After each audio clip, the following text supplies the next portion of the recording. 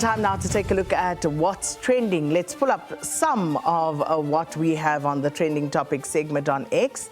And first up, Morning Live. and this is about yesterday's broadcast from the Johannesburg Correctional Centre on the women's section.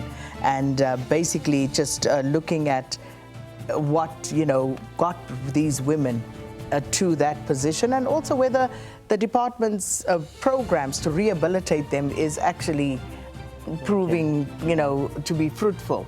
But of course, there was a point of view that we shouldn't be interviewing people who are effectively criminals. And then people asking, why didn't you speak to the victims? But I guess, that is an important point. It is valid to the discussion. And the two are not mutually exclusive because I think we can speak to prisoners to find out what got you here. Maybe this will deter someone else, listening to the stories and the sort of choices that people make.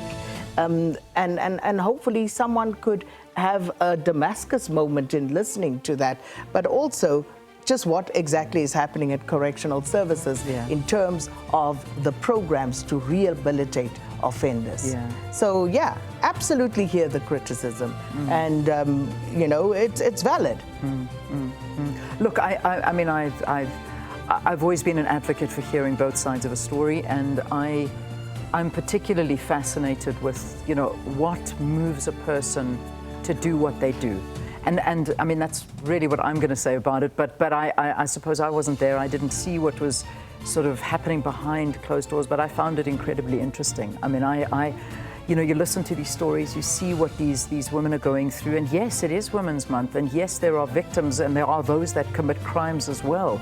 And it's important that we tell an entire story. I don't think it's. I just think, people see what they want to see, and everybody's entitled to an opinion. But I found it very fascinating, personally. I did. I really, really found it fascinating to hear the stories of these females behind bars, what they have done, deservedly so, being there, and also seeing the conditions of what it is like behind correctional services. And maybe, as you mentioned, don't think about committing crime, because do you really want to land up in there? Is that where you want to spend the rest of your life? Exactly, it's a hard place. This is it. It's a very hard place. But, I think what people should understand is this is by no means in any way diminishing or, trying to forget about the victims and their suffering. It is not about that at all. No, not at all. I mean, that's, that goes without say. I mean, that will always be a very sensitive subject. It will, but people, as you say, are entitled to opinions, and it's a big talking point. So please continue to talk about it if you'd like to, and we're reading them. We're not ignoring you. We're reading them, and we're very grateful that you are watching, and that's kind of what this is about: watching and talking and giving us feedback. Okay, so what you're also watching is the Madlanga Commission. In fact, you haven't stopped watching it and talking about it. So yesterday we had retired Lieutenant General Godfrey Lebeer at the Madlanga Commission, and he's basically, as always, denying any ties to murder suspect Katie Molefe, and described how a civilian tip-off triggered a 2024 Hawks operation. I mean, there was lots that came out of it, and the Commission was probing cell phone grabber technology used by Molefe's network. And he said the Hawks tried but failed to obtain the devices, and many other issues as well. Yeah, so his sworn statement read into evidence there yesterday, but he will, of course, be returning to the Madlanga Commission for cross-examination. So for now, Dr. Lebeer, just made his side of the story known, and when he returns, I suppose the commissioners will then try to get into greater detail about some of those events. All right, next one, Julius Mkhwanazi, arrested again. Is this correct? Yes, it's the fifth time. This is the fifth fresh case. Arrest, yes.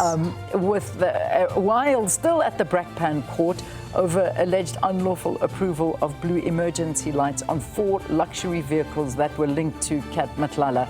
And both reported the development, which adds to earlier fraud and corruption charges. Everybody is talking about this for a 5th time. Julius Mkhwanazi arrested. Yeah, and of course, it's of course him. Then there's Vusmuzi Kat Matlala, and there's a third person we understand who was to be arrested. But of course, we await to see who that will be. Okay, so one of the tweets I'm going to pull up saying from Tundi saying Julius Mkhwanazi is the newsmaker of arrests for 2026. The man has not rested. He spent half of the year in the back of a van. He learnt that crime does not pay. Okay, Yeah. well, let's hope so. Okay, and then the final trending topic. Let's have a look at that one. Lamine. Okay, so Barcelona beating Atletico Bilbao 2-0 at Camp Nou. Through goals from a whole bunch of people. But Lamine Yamal did not score or assist. And I think people are speaking about this. I just found that conversation very weird because people talking about Lamine Yamal being washed up. What? At 19. Are Is you that what kidding people me? are talking about? And some were saying he had such a terrible game. I watched a bit of that game and it wasn't terrible. That is essentially the conversation. No, man, So, that's insane. Yeah, it is insane. Actually, yeah, I'm reading. It's the first thing that jumps up. Can we all believe that Lamine Yamal is no longer that top player we all used to know? Nah, He is crazy. so washed now. I think Crazy. his girlfriend should be questioned.